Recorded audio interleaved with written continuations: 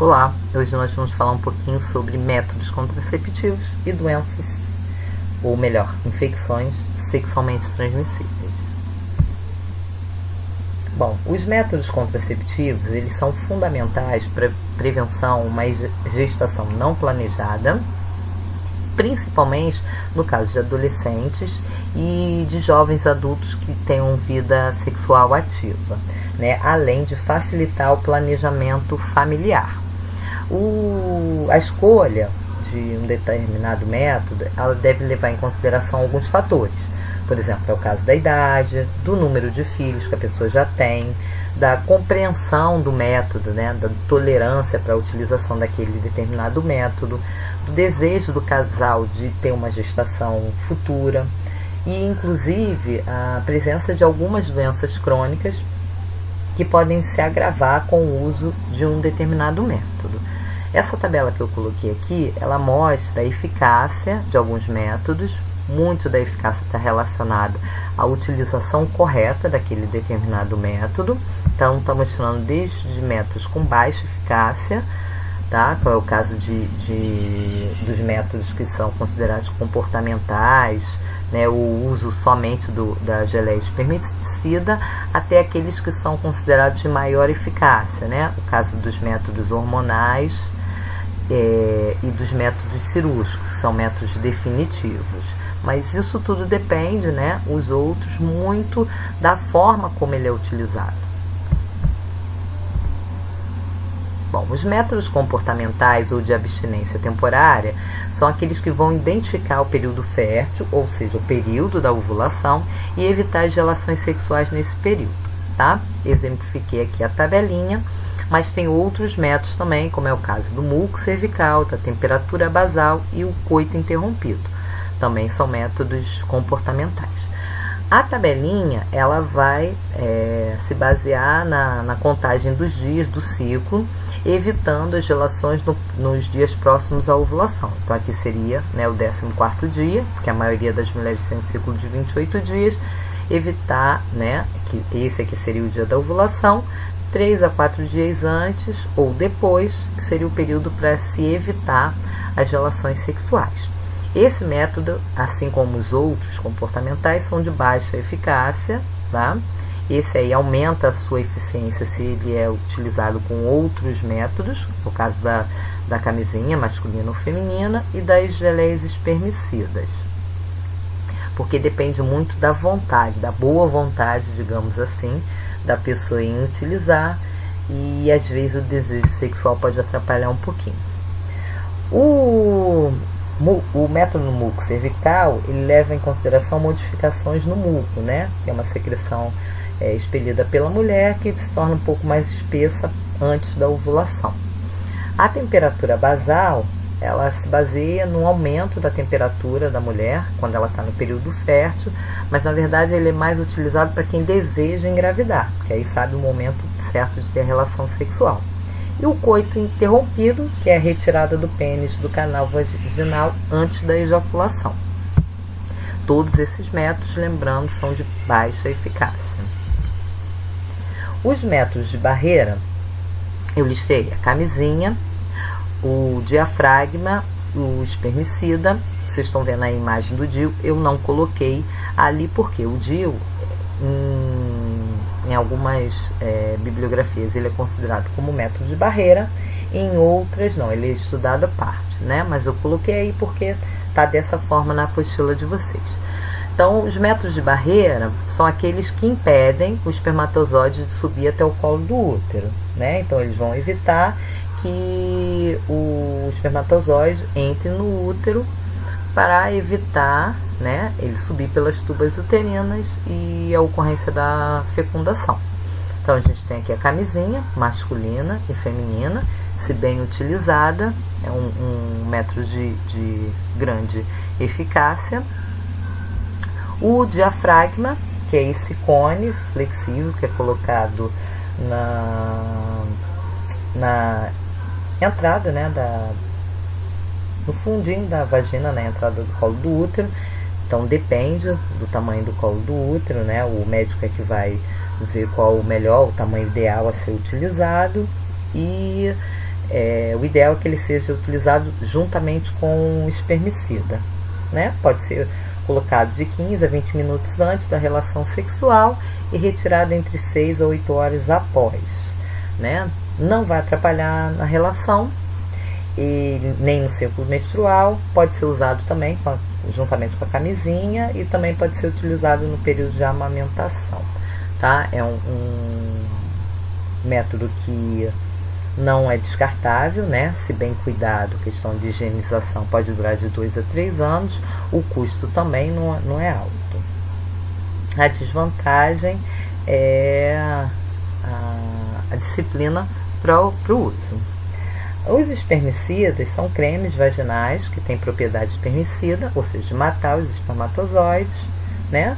Não precisa ser utilizado todos os dias, não prejudica a saúde nem o ciclo menstrual.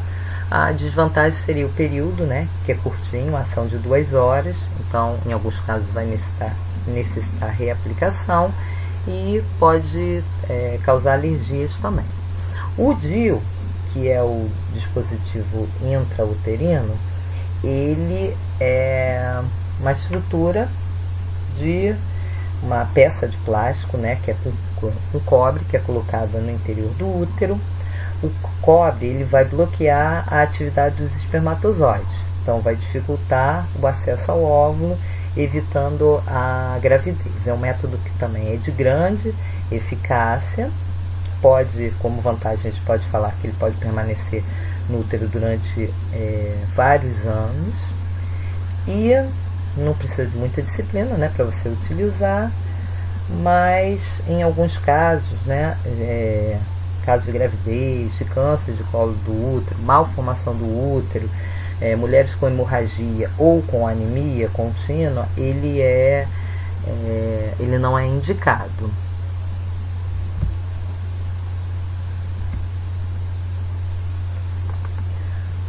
Os métodos hormonais, eles vão se basear em substâncias que alteram a fisiologia do sistema reprodutor feminino, né? São substâncias similares a hormônios, como o estrógeno e a progesterona. Então, eles vão inibir a ovulação pelo bloqueio da gonadotrofina, que é produzida pela hipófise.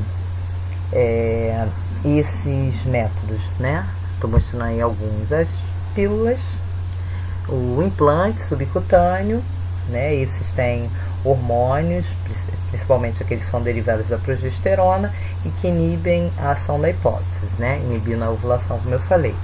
Tem a anticoncepção de emergência, que é a pílula do dia seguinte, vai ter uma progesterona sintética que vai alterar a motilidade das tubas uterinas, causando a regressão do endométrio. Tem um outro tipo de DIU, que é o DIU hormonal. Esse torna o endométrio mais fininho, então vai dificultar a implantação do embrião nessa parede uterina. E aqui eu mostrei o adesivo, tá? Que o adesivo ele vai ser também de fácil utilização, né, pela mulher. Ele é colocado na pele e é de fácil utilização. Os métodos cirúrgicos ou definitivos são operações, né, que podem ser realizadas no homem e na mulher para interromper definitivamente a capacidade reprodutiva, né? São procedimentos cirúrgicos e existem algumas regras para a realização dessas cirurgias. Geralmente isso é feito tanto em homens quanto em mulheres com mais de 25 anos ou que tenham mais de 2 filhos, que precisa ter passado por pelo menos um período de 60 dias anterior à cirurgia, há um grupo de conversas, né, de estudo explicando toda a questão do impedimento posterior de não ter filho, tá? A vasectomia é relativamente mais simples de ser feita do que a laqueadura, que requer um pouco mais de tempo, né, depois da cirurgia. embora por laparoscopia ela seja mais rápida, né, e traz menos risco para a mulher. Né? No caso do homem, na vasectomia, o repouso é cerca de 2 dias só que é necessário ainda durante pelo menos um mês, né? Depois você utilizar outros métodos como a camisinha, porque alguns espermatozoides ainda podem estar nos canais deferentes. Então a gente vê aqui que na laqueadura você tem um corte nas tubas uterinas e aqui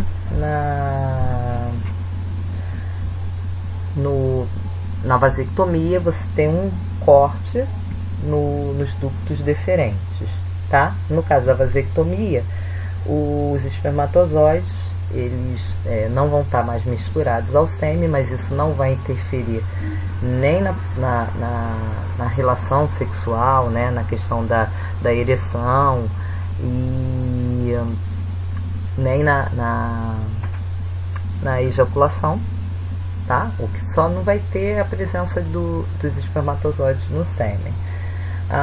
Na laqueadura você tem um corte, né? Uma secção nas tubas uterinas, impedindo o encontro do gameta masculino com o gameta feminino. Agora, as infecções sexualmente transmissíveis. Mudou o nome, Jaqueline, né? A OMS, atualmente ela prefere esse termo de infecções sexualmente transmissíveis do que doenças sexualmente transmissíveis.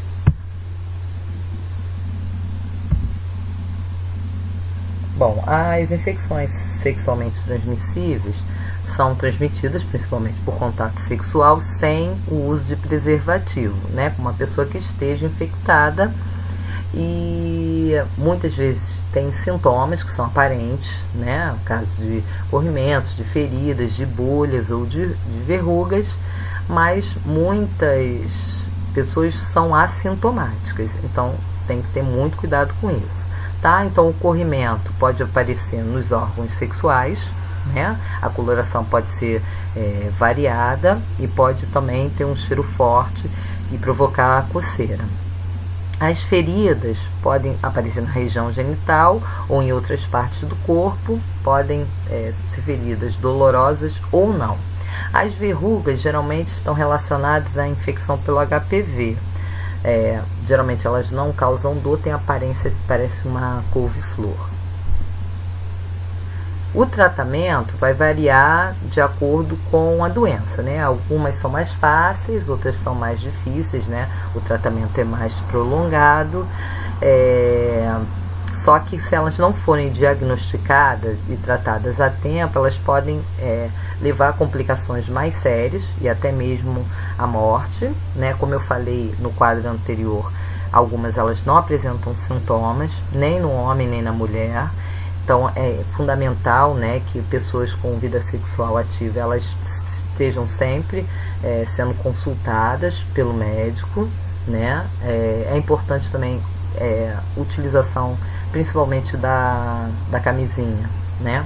Porque ela não protege não só contra uma gravidez desejada, mas também dessas infecções sexualmente transmissíveis. Algumas das doenças podem ser transmitidas de mãe para o bebezinho durante a gravidez ou durante o parto.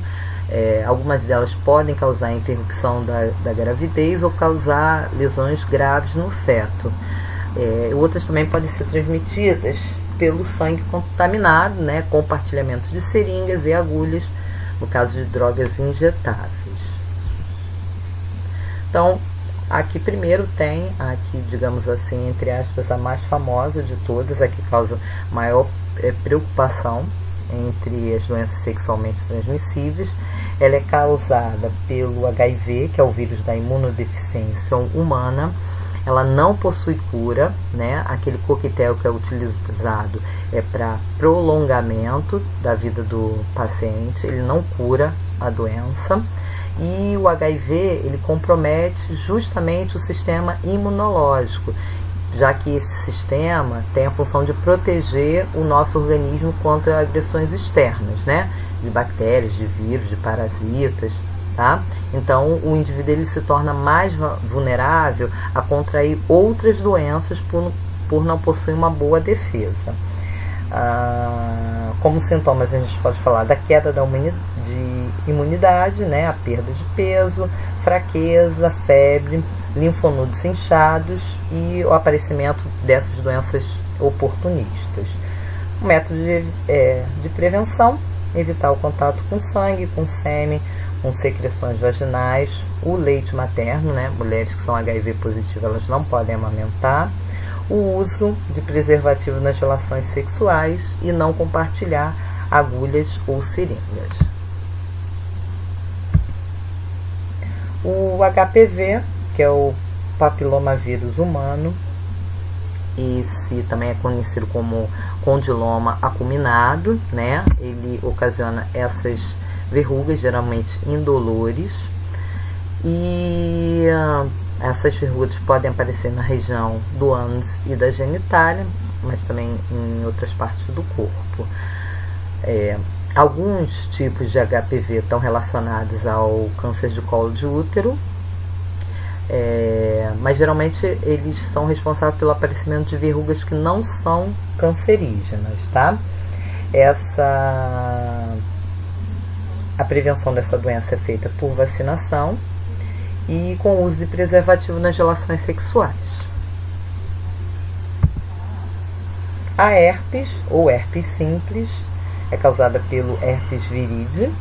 Então você tem o aparecimento de vesículas, de bolhas típicas na região oral, anal e genital. E essas bolhas podem arder, causar coceira, e ao coçar a pessoa rompe a bolha causando uma ferida, né? A gente pode ver aqui na imagem, tá? Essa doença, ela pode ser evitada você evitando contato com as vesículas, né? E com o uso de preservativo nas relações sexuais. A gonorreia ou blenorragia, causada pela Neisseria gonorrhoeae, que é uma bactéria, causando coceira, corrimento e ardor ao urinar, pode provocar esterilidade. Ela pode ser antissintomática e, no caso dos homens, né, é comum a reclamação de ardência na hora de urinar, surgimento de corrimento.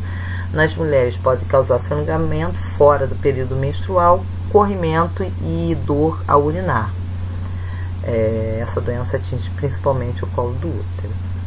Tá? Então, algumas imagens. Aqui a bactéria.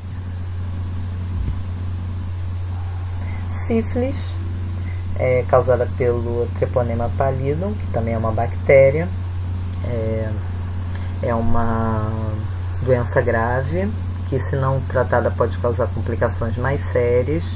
Inicialmente, ela se manifesta como uma pequena ferida nos órgãos sexuais, que é conhecida como cancro duro, e com ínguas nas virilhas, né? A ferida e as ínguas não doem, não coçam, não ardem, não apresentam pus, só que depois de certo tempo, né, essa ferida desaparece sem deixar nenhuma cicatriz, então a pessoa tem a falsa impressão de que ela ficou curada.